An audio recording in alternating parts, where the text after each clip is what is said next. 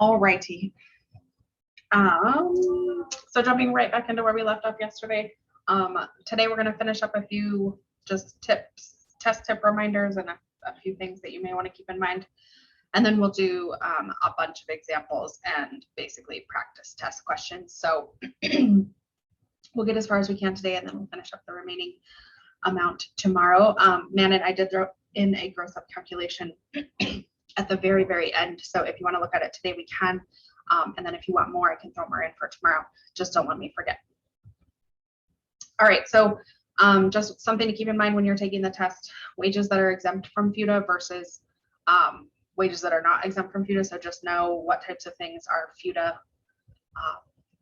taxable and what types of things are not FUTA taxable. And I'm not going to read them all for you. You have the PowerPoint. You can read them if you would like. One thing that did come up for sure on my CPP test was the fact that you do not have to pay FUTA quarterly unless your liability goes over $500.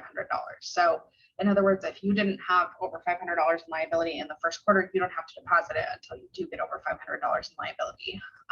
A lot of companies just go ahead and do deposit quarterly to be safe, but you are not required by the IRS to deposit quarterly unless you have over $500 in FUTA liability. So a couple of examples. This first one, there are 20 employees, each paid $1,400 a month. After 5 months, these employees would have earned $7,000, which is the FUTA wage limit. Again, another thing to keep in mind, that FUTA wage limit. At the beginning of the second quarter, one of the employees who was on payroll since January leaves the firm, and 3 new employees are hired at $2,000 per month. For the first 3 quarters, FUTA tax would be shown as follows, and then the 4th quarter would have no wages subject to FUTA tax. So for the first quarter, we have 20 employees at $1,400 a month times 3 months gives us $84,000 in wages times 0.6% or 0.006 if you're typing it into a calculator, gives us $504 in FUTA liability. For the second quarter, you have 19 employees, because 1 left, that are still making $1,400, and then you have 3 additional employees that are making $2,000 a month. The 19 employees that are still employed, they had part of their wages excluded because they met the taxable wage limit during the second quarter. So that's why there's only 2 months worth of wages being calculated for them. And then the 3 employees that were new, all 3 months are going to be included. That only gets them to $6,000 though, and the FUTA wage limit for 2021 is $7,000. So those 3 employees would be calculated in the 3rd quarter as well, but it's only going to be an additional $1,000. It's not going to be their full salary of $2,000. So looking at all of that, their FUTA tax for the 1st quarter is $504. For that second quarter, it's going to be, well, I guess they look at the calculation on an annual basis. So they look at all of the wages for the first 3 quarters. And then they're making a, they're subtracting out the year-to-date deposits that they've already made for that first quarter, 504. And then the final amount is due by January 31st. So.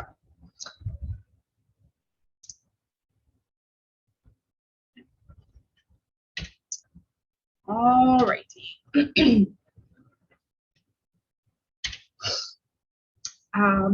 Other annual returns. So that return that we were just talking about for FUTA is going to be the form 940.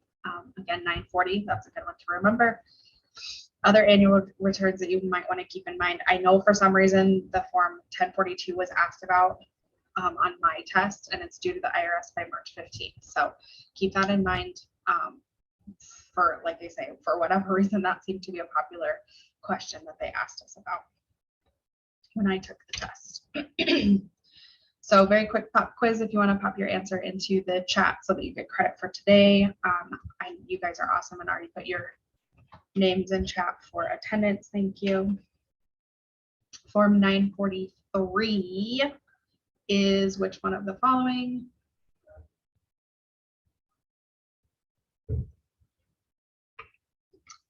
Good job. If you guys read the pink, it gave you the answer. It is C. All of these forms are good to know. So, you know, take a mental note, put a star, whatever you want on this one.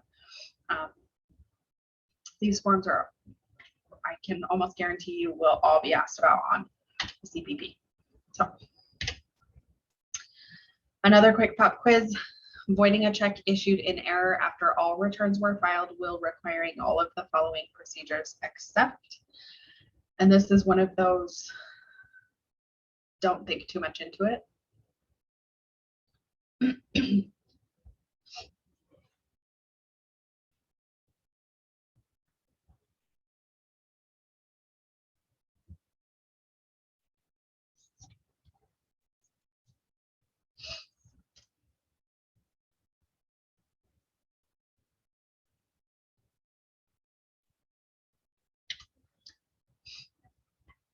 So this one is B, a refund to the employee. So if you void a check that was not constructively received in a subsequent year, then the employee they never receive the money, so you don't have to give them their money back.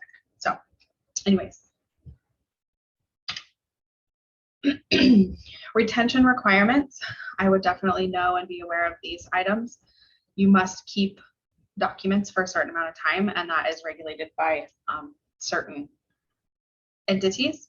So keep all of the documents that you need to for as long as you're supposed to, and know these limits for the test. A lot of, most of them are 4 years. Some are a little bit less, but it's always safe to keep them longer. So just keep that in mind. But for the test, you do want to know these limits. So how long you're supposed to keep the documents, those that are for 4 years, those that are for 3 years, and those that are for 2 years. So make sure that you put a star on this one and keep those in mind. I would also know some acronyms. FMLA is obviously a very popular one. ADEA is the Age Discrimination Employment Act, also an important one. So just keep these things in mind. Make sure that you're semi-familiar with them. FMLA is obviously one that is asked about a lot in payroll. So keep that one in mind.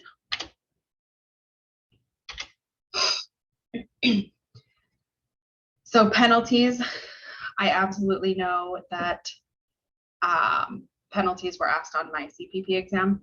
So keep these in mind. Make sure that you're remembering the dates. So the question that was asked on my test was about W-2s, and they gave you a specific scenario and said, if this many W-2s were filed on this date, what's the maximum penalty that it could have been? So I believe, yep, there's an example of that. So in this example, it says a company files 40 forms W-2 from 2020 with the Social Security Administration on July 30th, 2021. What is the maximum penalty the company could be assessed? So again, this is 40 forms W-2 and they were filed on July 30th. So if I jump back a slide and look at these requirements,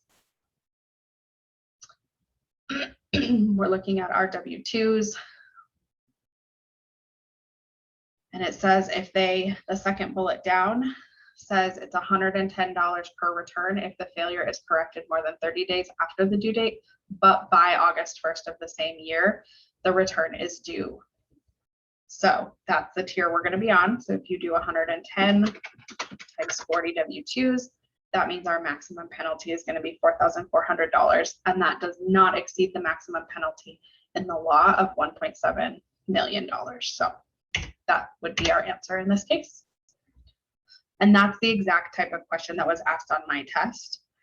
So the things that I would remember from this slide are the amounts of the penalties and then the dates that go along with those amounts. So that first tier is $50 per return if it's within 30 days. That second tier is $110 if it's more than 30 days but before August 1st. And then that last tier is the $280 after August 1st. Good job.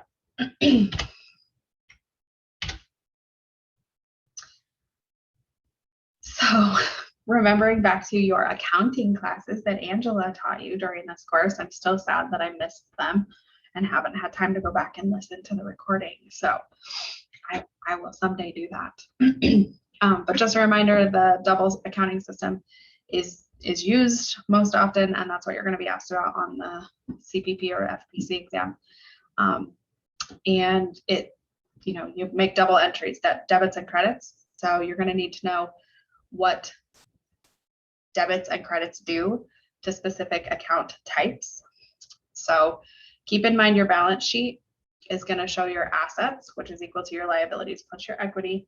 Your income statement is your revenue minus expenses equals net income. And your statement of retained earnings is your net income minus your income distributed plus your contributed capital equals your equity. There are 5 types of accounts: assets, expenses, liabilities, revenue, and equity. Those that are with us that work with bookkeeping a lot are probably super familiar with these types of accounts. So just keep those in mind. I will tell you that the one thing that I keep in mind most often when I'm dealing with accounting questions or these types of questions is that if you credit cash, it decreases. And if you think about cash, cash is obviously an asset. So if you credit an asset, it's going to decrease, which means if you debit an asset, it's going to increase. So I always keep that in mind because if I can remember that, I can usually get to wherever I'm going from that. So real quickly, as an example, if you were to write a check for $1,000 to pay for services for an independent contractor, John Doe, if you were just a single entry system, like your personal checking account, you would just write the check. You would issue the check to John Doe in the amount of $1,000. But in the double entry system, the check is recorded twice in 2 different accounts. So first thing is you're going to debit the expense account, which is going to increase your expenses because you're paying this person. And then you're going to credit your cash account because you're writing him a check for money. A credit to cash, again, decreases cash. So again, thinking back to what I just said about cash, a credit to cash always decreases cash. So if I knew that, I knew I was writing a check, which means my cash has to be decreased. So I know I have a credit to cash, which means that my other side of my double entry has to be a debit. And I know that I'm writing someone a check for services that they performed, which is an expense to me. So I know that I would debit an expense account. Hope that helps a little bit and doesn't confuse you guys. So journal entries, this is a good little chart to keep in mind about how journal entries for payroll accounts or payroll entries could be entered. So again, more of what we just talked about. If you credit cash, cash is an asset. So a credit to an asset is going to decrease. On contrary to that, obviously, if a credit decreases, then a debit must increase. So if you were to record a journal entry, there's 6 types of entries to post a journal entry in a general ledger. You want to record your wages, your deductions, the payment to the employees. You also must record your employer taxes, the payment to the employees, and the payment to the employer's taxes and other liabilities. So if you paid health insurance or anything like that, you would want to enter that in there, and then payment to the tax agencies for any taxes. And we'll do some examples of those here in a little bit. Communication, this is one of those things that doesn't necessarily, you don't always think of it when you think of payroll and all of the numbers that we crunch and all of the paying of employees that we do and that fun stuff. But I will tell you right now that there were several questions that I had on my CPP exam regarding the communication and your communication styles and those types of things. So if you remember back, I think it was Angela again, she taught the class on this, and we talked about and did a couple of activities discovering what kind of communication styles we were. So keep in mind assertive, expressive, introspective, and supportive. I know a lot of us are payroll people, and we like to be supportive, and we're not always necessarily so assertive. Manon, who we all know and love and couldn't live without, she's so creative, and I'm just not that way, and I need her for so many things, and that's just showing the difference between Manon and one of many differences. But one of the things that I always look to her for is her creativity, because I am a math person. I'm a numbers person. I can crunch numbers all day long, but that's not creative. That's concrete. So that's just a way that Manon and I differ. And I utilize her creativity because it's not my strength. So anyways, keep those in mind, and how to communicate effectively with people with different communication styles. So looking at a few examples on those, to be more efficient with time management techniques, it is best to reduce tasks that are, what do you think?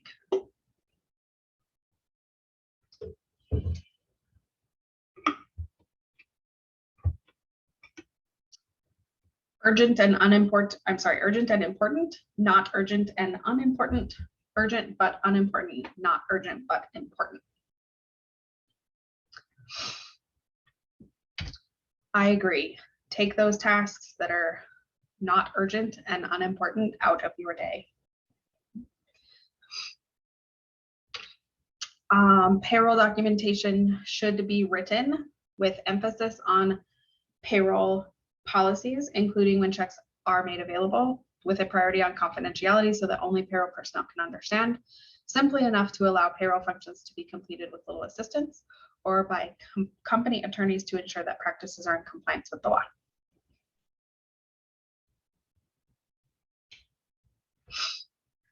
Oh, so I didn't go in the same order as the slide did. So you now have, I cheated for you. You have the last answer.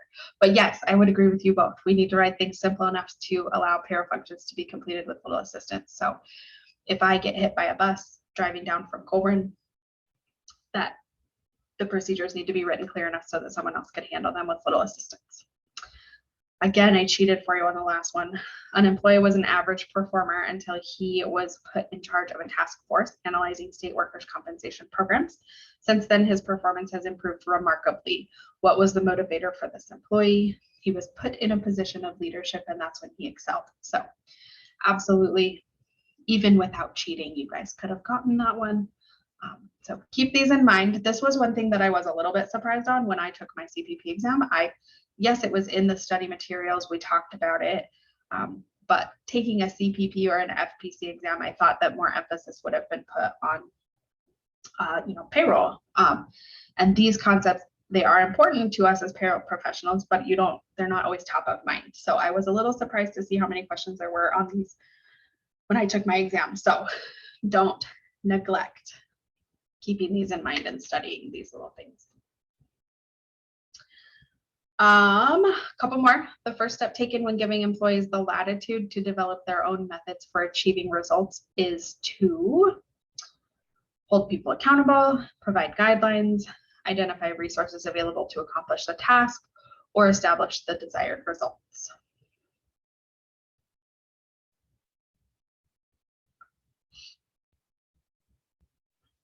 You guys are awesome. You don't need me. In order to be successful, they need to know what the end result needs to be. So absolutely establishing the results, the desired results is the first step, very important. A payroll manager personally directs the work of her staff. A perfectionist with low tolerance for errors and great pride in the quality service award the department has won for 3 straight years. This payroll manager's situational leadership style would be described as high task, low relationship, high task, high relationship, low task, high relationship, low task, low relationship.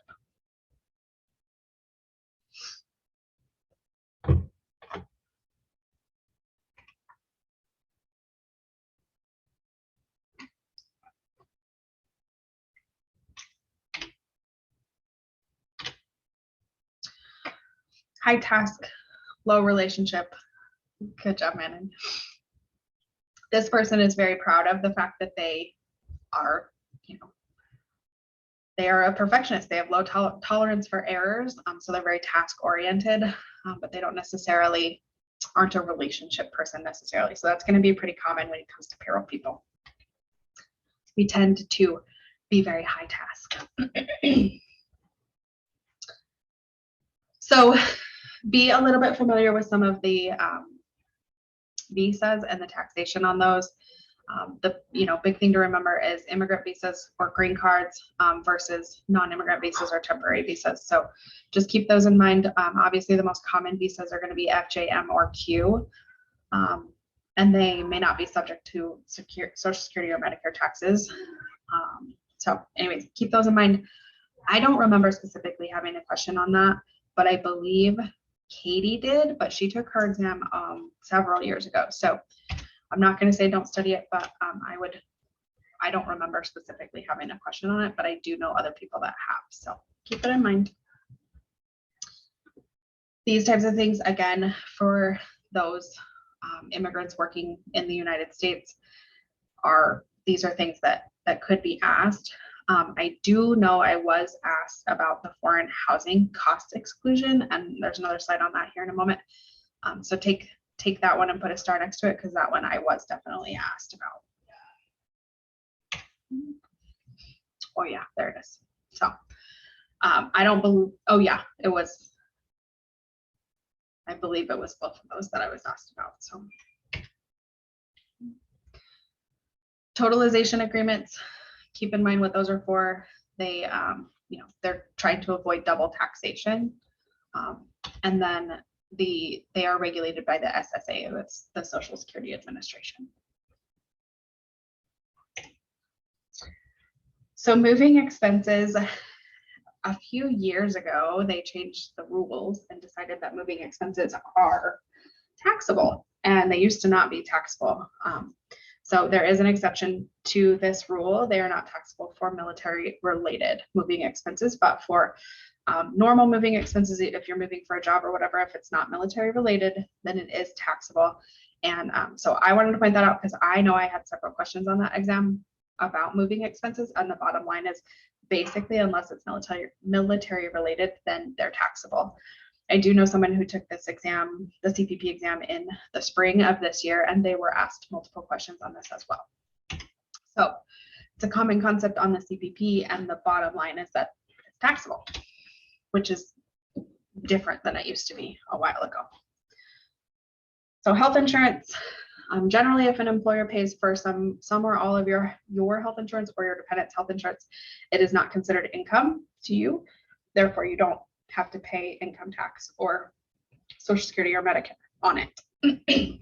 That being said, if your employer is deducting health insurance from your paycheck, it is included in income, and it has to be taxed unless it is part of a Section 125 plan, which we talked about yesterday. A Section 125 plan or a cafeteria plan allows those deductions to be pre-taxed if your employer has one of those in place. So if they do not have a Section 125 plan, then they can deduct it, but it is an after-tax deduction, meaning you were taxed on the amount before they took it. A little bit different scenario is employer reimbursements, or HRAs, as we think about. Those are becoming much more popular, especially that we call them ICRAs. Those are becoming more popular, especially in the last couple of years. So those, basically your employer is giving you a reimbursement to buy your own health insurance, and as long as it's through a qualified plan, then you can be given that money without tax consequences. So make sure it's through a qualified plan, some sort of HRA, a QSERA, or an ICRA, and then it's not taxable to you as the employer or as the employee. All right.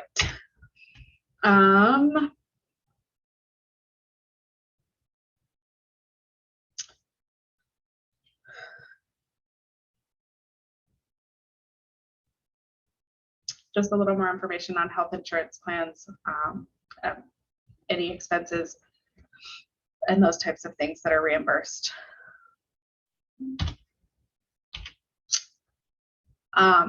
COBRA, there's another slide on COBRA here momentarily. And so I would definitely know what COBRA is, and COBRA basically says that if you are terminated or leave a job for qualifying reasons, then you have the option to elect COBRA coverage, which means you can continue the health insurance coverage that your employer was providing for you and your family if you pay for it.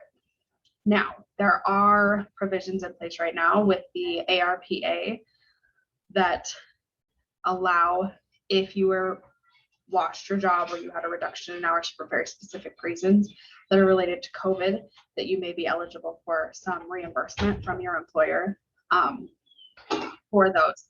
I can't say, obviously, whether those types of things are going to be asked on the exam.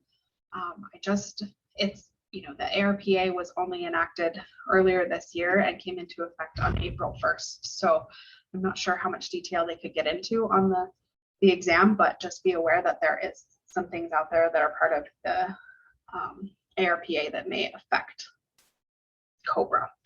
And all it would be is that the employer would be required to reimburse or pay for it.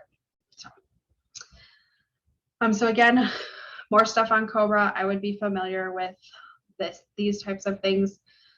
The one question I believe that I was asked about is the time frame for when a COBRA, if a COBRA elect employee does not pay their COBRA premium, how long before the plan can be terminated. So I do remember that question, but I wasn't asked a super ton about COBRA, but I would be aware of the timeframes and the limits associated with COBRA in terms of how long people can be on COBRA based off of why they were terminated or why they left their position with the company.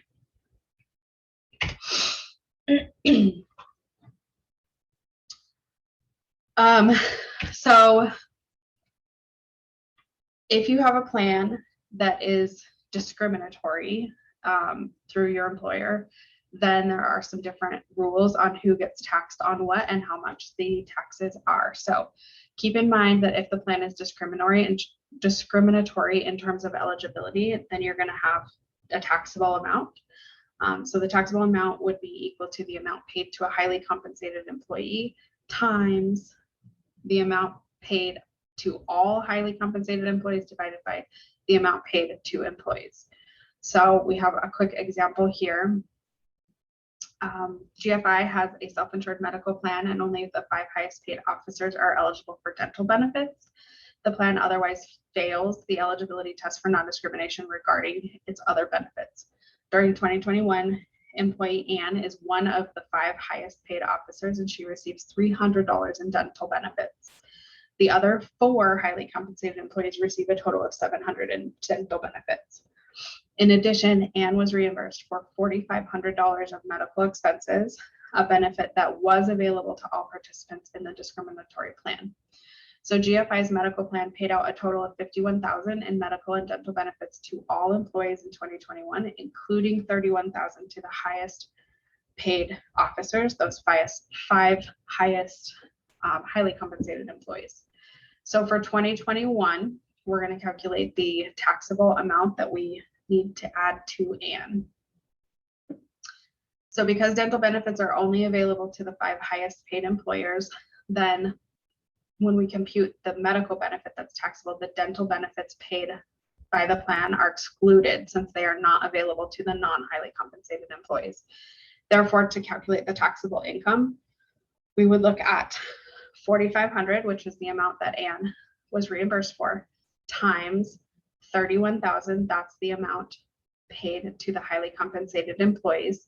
And then we're going to exclude the dental amount that was paid to those highly compensated employees, which is $300 that was paid to Ann and $700 to the other 4, divided by $51,000, which is the total amount that was paid out to all of the employees, again, minus those dental benefits. So if we take the $4,500 times 0.6, we get her taxable amount is $2,700 for medical.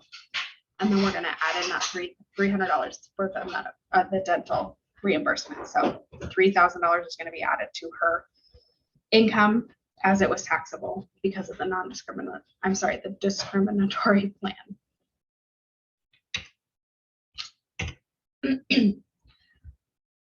So something to keep in mind for your test is the Affordable Care Act and the requirements of the employer shared responsibility. The requirement for ACA is 50 FTEs or full-time equivalent employees. So if you had 50 FTEs in the prior year, then the employer must comply for the current year. Seasonal employees working less than 120 days in a calendar year do not contribute to the ALE total.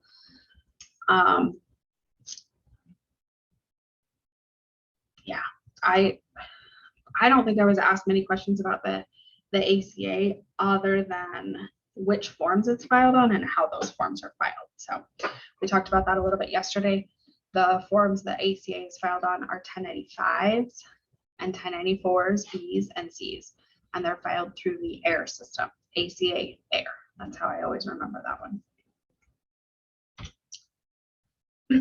Oh, look, I just talked all the way about this slide before I actually showed the slide. Good for me. So if you are a self-funded employer and you do not have 50 FTEs, you're still required to report. It's just that the reporting requirements are less, meaning all you have to do is say who had coverage and what months throughout the year they had coverage, versus the higher level of reporting that's required by ALEs, which makes you prove the affordability of the plans. And it has a lot of different codes. Any of you that have seen ACA reporting, it can be super confusing. The instructions are very in-depth. So keep in mind that even if you are a small employer, if you are self-funded, you do have to report for ACA. And that ACA reporting is filed through the AIR system with the IRS. Oh goodness. Hopefully you guys get this one right, because I just gave you the answer.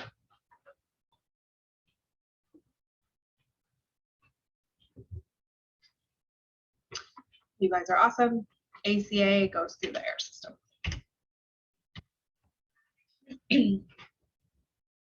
All right, a little bit of practice now. We're just going to go through some examples, and yeah, we'll get as far as we can today, and then we'll go through the rest of it tomorrow. So, which of the following workers is classified as an exempt employee? And this is going way back to, gosh, probably the first week of class. So our options are a trainee soliciting orders for the company's products, a purchasing assistant performing clerical functions, an assistant office manager with no subordinates earning $1,074 per week, or the manager of a payroll department supervising 2 full-time employees. You guys are awesome. It is D. They are managing 2 or supervising 2 full-time employees. So that's a very big hint that they are an exempt employee. I would know those rules for exempt versus non-exempt if I was working on studying for the CPP exam right now. The E-Verify program checks with databases to verify employment authorization of newly hired employees. With which databases? IRS and ICE, SSA and IRS, IRS and DHS, SSA and DHS.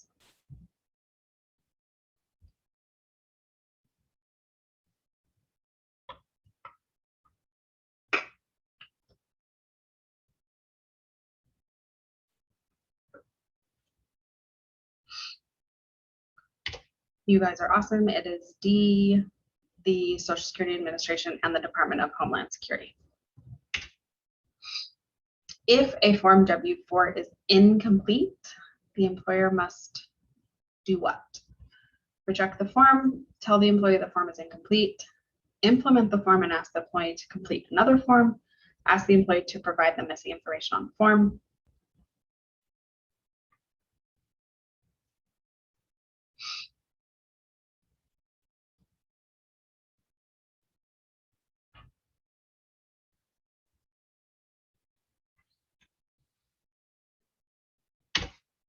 It is A. As the employer, you have to reject the form. That I will tell you right now, I had that question on my test, so keep that one in mind. An employee earns $800 biweekly and receives no other compensation. Calculate the Social Security and Medicare taxes withheld from the employee's biweekly paycheck. Again, this is an example of read the question carefully and make sure you understand what they're asking. Don't do more work than they're asking. Don't do less work than they're asking. So they're asking you to calculate the Social Security and Medicare taxes withheld from the employee's biweekly check.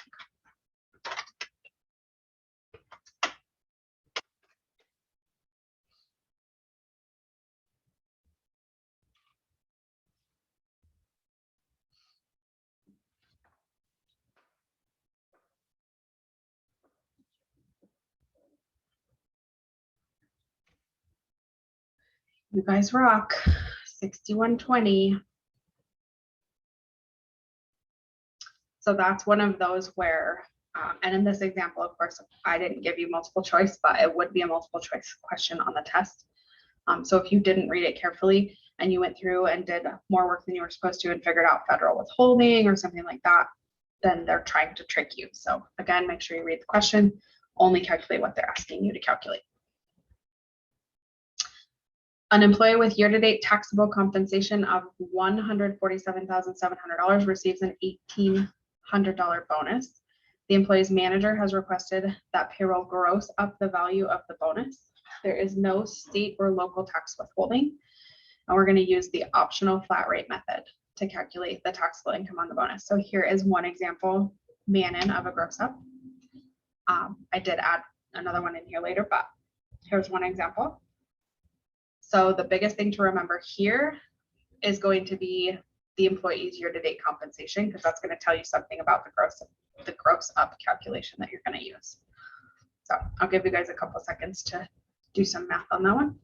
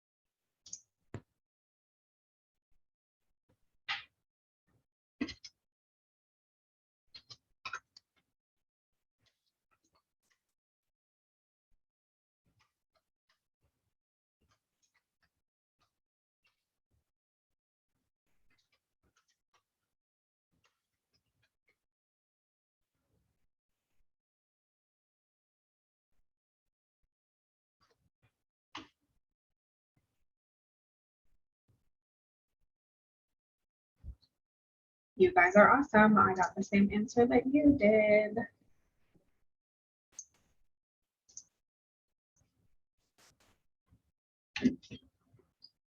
$23.51.40. Good job. So the trick on this one was that they put you over the Social Security wage limit. If you hadn't caught that, you would have calculated too much. And I can almost guarantee you that they probably would have given you that answer as one of your options. So to try and trick you. So keep that in mind. Good job. When using the optional flat rate method, by what percentage is a bonus divided by when grossing up for an employee with year-to-date wages less than $137,700 with no local or state withholding taxes?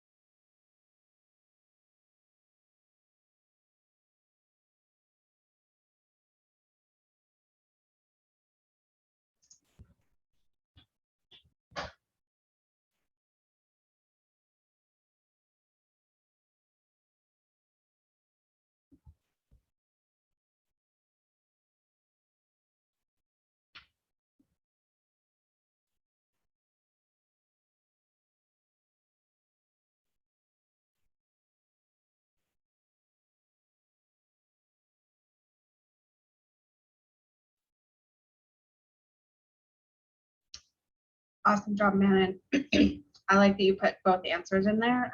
And then I would go back to when you don't know whether to put 0.7035 or 70.35, that's one of those, go back and read the question and see what they were asking for. Luckily, the CPP and the FPC are both multiple choice. So hopefully they wouldn't give you both of those answers because that would be real mean. But yes, great job. You guys are awesome. So the answer is 70.35. Good job. Again, read the question. Like I said, they're asking for it in percentage form. So make sure that you read the question and answer the question.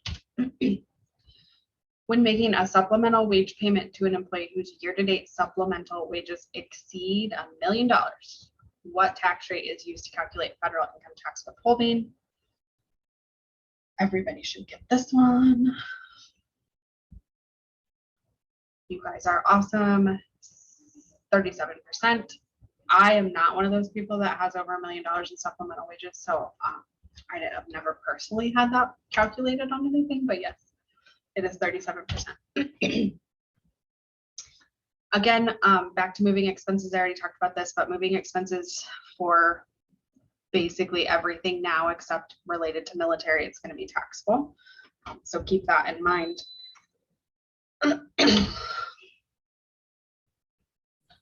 Hey, Melissa, Great. I have a question Yeah. on moving expenses. Yeah. Sorry, can you gross those up? Yep. So they get reimbursed like the full expense they paid out? Yes, ma'am, that's a great question. That's actually the example I did on a gross up calculation that I told Manon earlier I added to the end of the slideshow. That's the exact calculation that I did, was a gross up on a taxable moving expense. So funny that you should ask that. Okay, thanks. Okay, good question. All right, so here's an example of some information on a payroll that was processed, and then we're gonna go through the journal entry that would go with that. Obviously, this isn't one you can really type in the chat, so we'll just go through it quickly together. So under the wage and salary expense, what type of account is it going to be? Is it going to be a debit or credit? And what's the amount going to be? So we're going to look at each line of these. So wage and salary expense, we gave it away pretty clearly. It's an expense account. And if you're doing a payroll entry, is it going to be a debit or credit? It is going to be a debit. Debit to an expense is going to increase it. And it's going to be 76,600, which is the total of all of those earnings that are up there in the upper left-hand corner of your screen. The tax expense, is it going to be what type of account? Again, expense. If we're increasing our expense, it's going to be a debit. And the employer tax expense in this particular entry is going to be $8,504.12.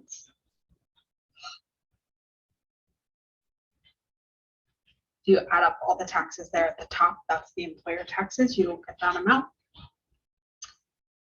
The federal income tax withholding payable it's going to go to a liability account because we now have withheld it from our employees and we need to pay it as a liability to the agency. It's going to be a credit.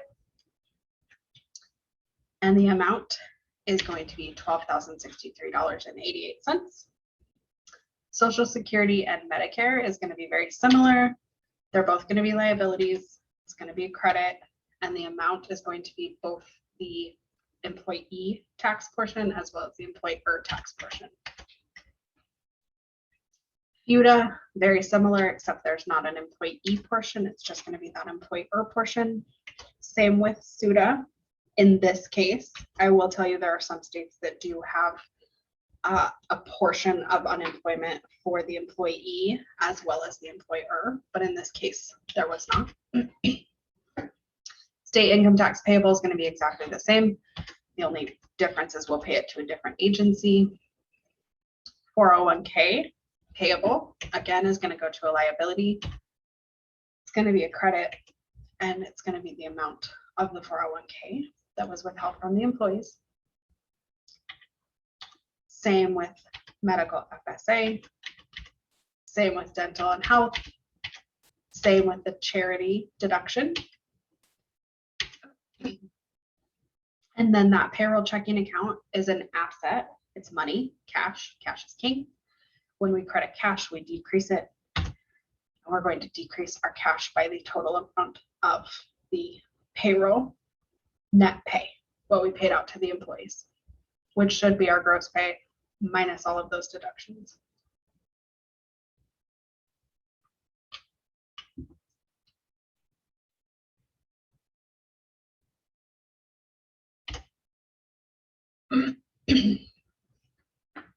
Okay.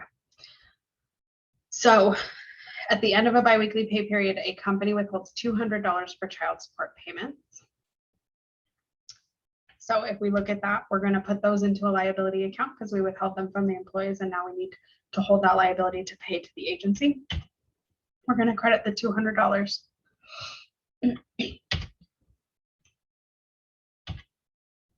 The child support payable is going to be the $200. The second entry, when we actually pay the child support, we're going to debit that payroll child support payable, and then we're going to credit cash to decrease our cash account when we actually make the payment. Always has to be balanced. Keep that in mind.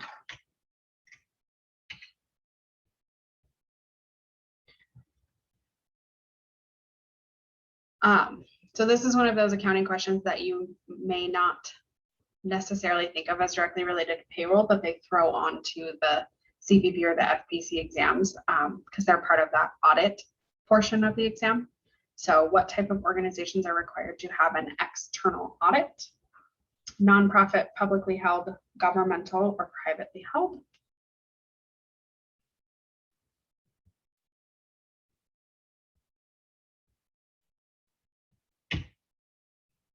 And it is publicly held. Which of the following journal entries is posted as a debit? So we're looking at $5,000 paycheck posted to cash, $8,000 manual check posted to the asset account, $1,000 state income tax withheld posted to the liability account, or $25,000 in gross payroll posted to an expense account.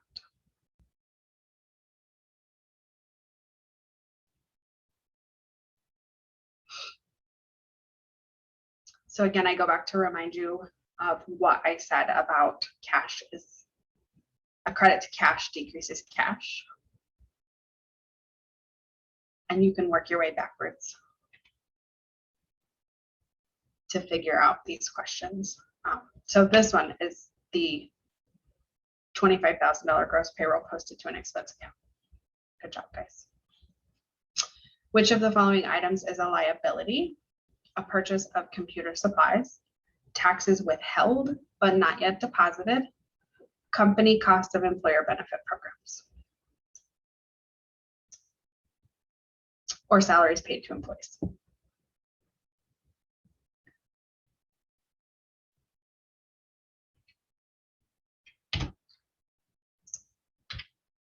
You guys are awesome. Taxes withheld but not yet deposited.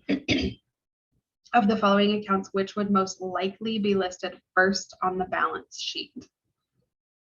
Land and improvements, buildings and other property, marketable securities, or machinery.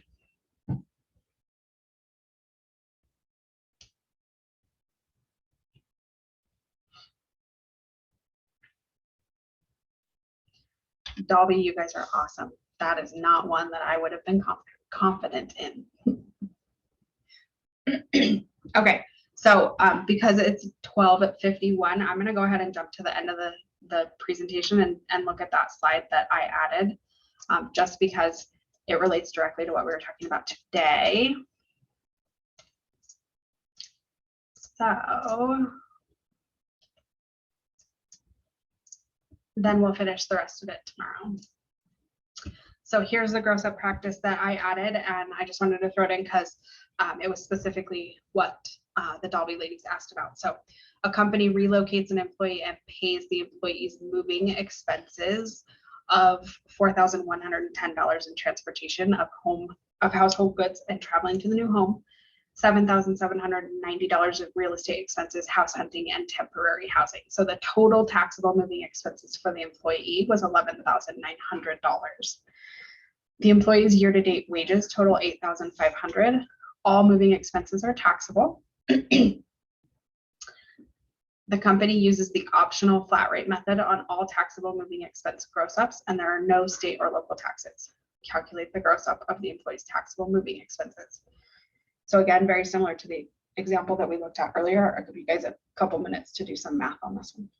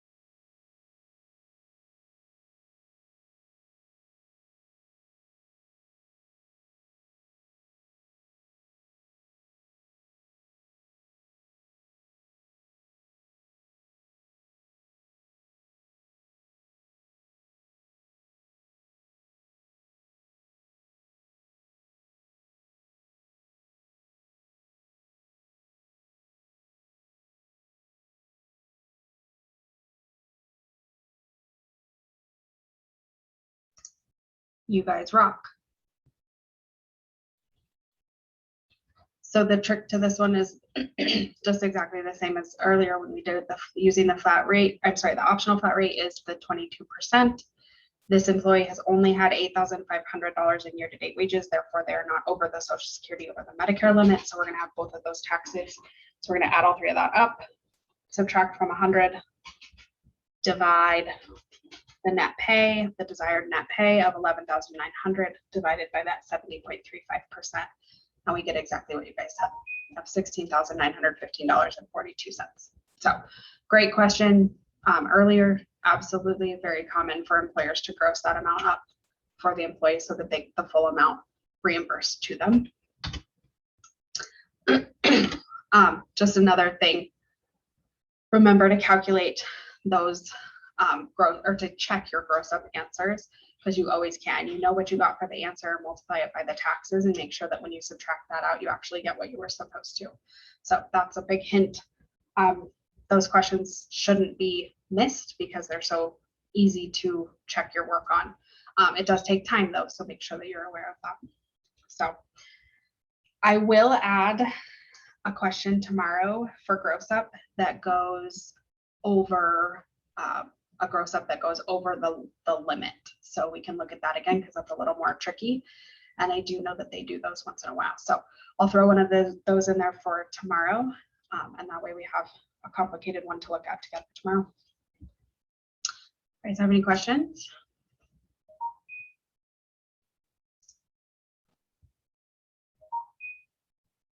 No, you're awesome. Have a great rest of your Thursday, ladies. I'll talk to you tomorrow. Okay. Thanks. Bye. Bye.